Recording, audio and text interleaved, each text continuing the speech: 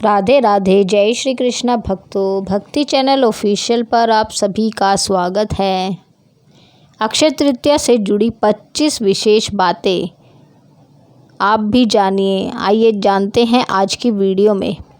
शास्त्रों में अक्षय तृतीया को स्वयं सिद्ध मुहूर्त माना गया है। अक्षय तृतीया के दिन मांगलिक कार्य जैसे विवाह, गृह प्रवेश, व्यापार और उद्योग का आरंभ करना अति शुभ फलदायक होता है।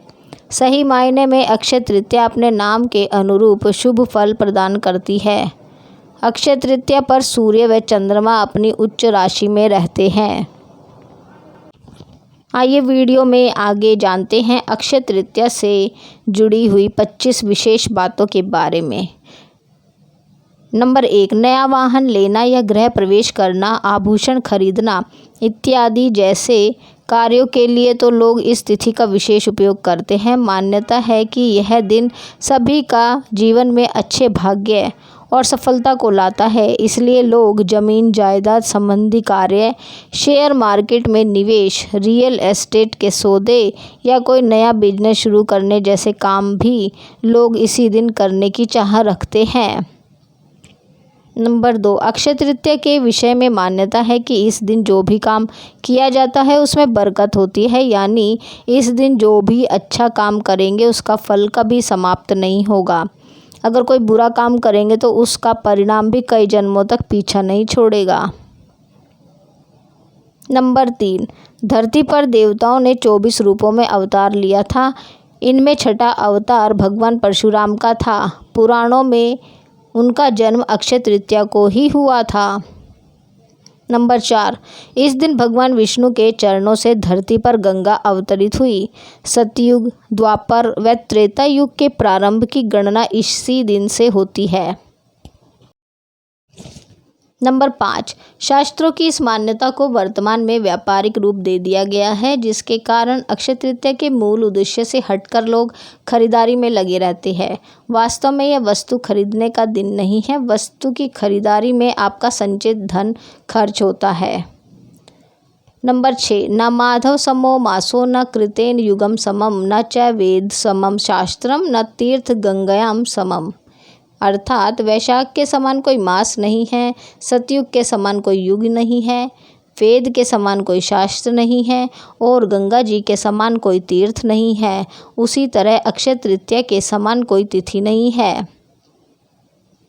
नंबर 7, वैशाख मास की विशिष्टता इसमें आने वाली अक्षय तृतीया के कारण अक्षुण्ण हो जाती है। वैशाख मास के शुक्ल पक्ष तृतीया को मनाए जाने वाले इस पर्व का उल्लेख विष्णु धर्मसूत्र, मत्स्य पुराण, नारदीय पुराण तथा भविष्य पुराण आदि में मिलता है। नंबर 8, यह समय अपनी योग्यता को निखारने और अपनी क्षमता को बढ़ाने के लिए उत्तम है। नंबर 9, यह मुहूर्त अपने कर्मों को सही दिशा में प्रोत्साहित करने के लिए श्रेष्ठ माना जाता है। शायद यही मुख्य कारण है कि इस काल को दान इत्यादि के लिए सबसे अच्छा माना जाता है। नंबर 10, वैशाख मास के शुक्ल पक्ष की तृतीया को आखा तीज के रूप में मनाया जाता है। भारतीय जनमानस में यह अक्षय तीज के नाम से प्रसिद्ध है। नंबर 11, पुराणों के अनुसार इस दिन सूर्योदय से पूर्व उठकर स्नान, दान, जप, स्वाध्याय आदि करना शुभ फलदायी माना जाता है। इस तिथि में किए गए शुभ कर्म का फल क्षय नहीं होता है। इसको सतयुग के आरंभ की तिथि भी माना जाता है, इसलिए इसे कृतयुगादि तिथि भी कहते हैं। नंबर 12, यदि इस दिन रविवार हो तो वह सर्वाधिक शुभ और पुण्यदायी होने के साथ साथ अक्षय प्रभाव रखने का वाला भी हो जाता है। नंबर 13, मत्स्य पुराण के अनुसार अक्षय तृतीया के दिन अक्षत पुष्प द्वीप आदि द्वारा भगवान विष्णु की आराधना करने से विष्णु भगवान जी की विशेष कृपा प्राप्त होती है तथा संतान भी अक्षय बनी रहती है। नंबर 14, दीन दुखियों की सेवा करना, वस्त्र आदि का दान करना और शुभ कर्म की ओर अग्रसर रहते हुए मन, वचन व अपने कर्म से अपने मनुष्य धर्म का पालन करना ही अक्षय तृतीया पर्व की सार्थकता है। नंबर 15, कलयुग के नकारात्मक प्रभाव से बचने के लिए इस दिन भगवान विष्णु की उपासना करके दान अवश्य करना चाहिए। ऐसा करने से निश्चय ही अगले जन्म में समृद्धि, ऐश्वर्य व सुख की प्राप्ति होती है। नंबर 16, भविष्य पुराण के एक प्रसंग के अनुसार शाकल नगर रहने वाले एक वणिक नामक धर्मात्मा अक्षय तृतीया के दिन पूर्ण श्रद्धा भाव से स्नान, ध्यान व दान कर्म किया करता था, जबकि उसकी पत्नी उसको मना करती थी। मृत्यु के बाद किए गए दान पुण्य के प्रभाव से वणिक द्वारका नगरी में सर्व सुख संपन्न राजा के रूप में अवतरित हुआ था। नंबर 17, इस दिन पवित्र नदियों में स्नान कर सामर्थ्य अनुसार जल, अनाज, गन्ना, दही, सत्तू, फल, सुराही, हाथ से बने पंखे, वस्त्र आदि का दान करना विशेष फल प्रदान करने वाला माना गया है।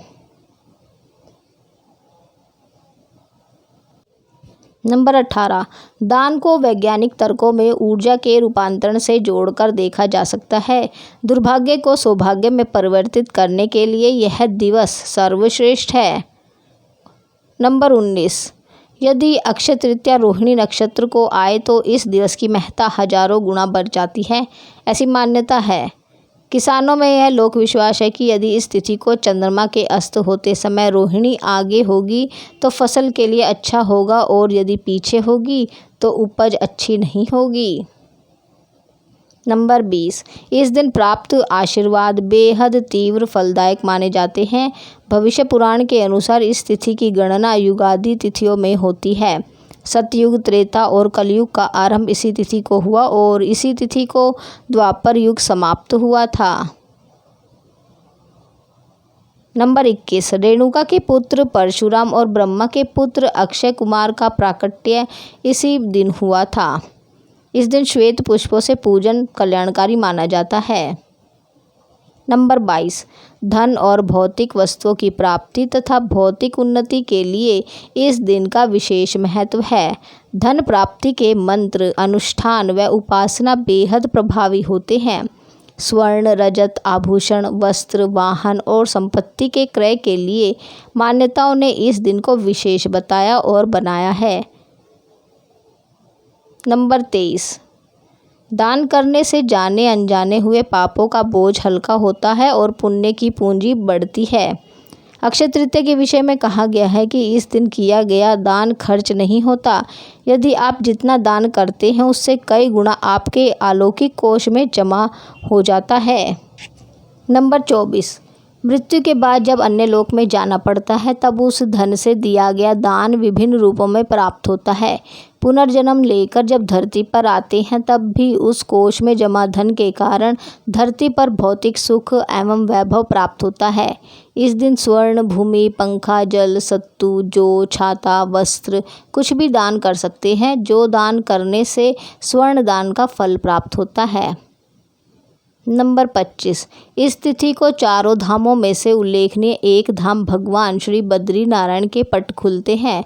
अक्षय तृतीया को ही वृंदावन में श्री बिहारी जी के चरणों के दर्शन वर्ष में एक बार ही होते हैं। तो इसी जानकारी के साथ हम आज की वीडियो को यहीं समाप्त करते हैं। उम्मीद है आपको हमारी आज की वीडियो पसंद आई होगी। वीडियो पसंद आई हो तो हमारी वीडियो को लाइक और शेयर कीजिए, और यदि अभी तक आपने हमारे चैनल को सब्सक्राइब नहीं किया है तो चैनल को सब्सक्राइब कर लीजिए और बेल आइकन को प्रेस कीजिए ताकि आने वाली सभी अगली वीडियो की जानकारी आपको मिल सके। और कमेंट में राधे राधे जय श्री कृष्णा लिखना ना भूलें। Thank you for watching. Radhe Radhe जय श्री कृष्णा।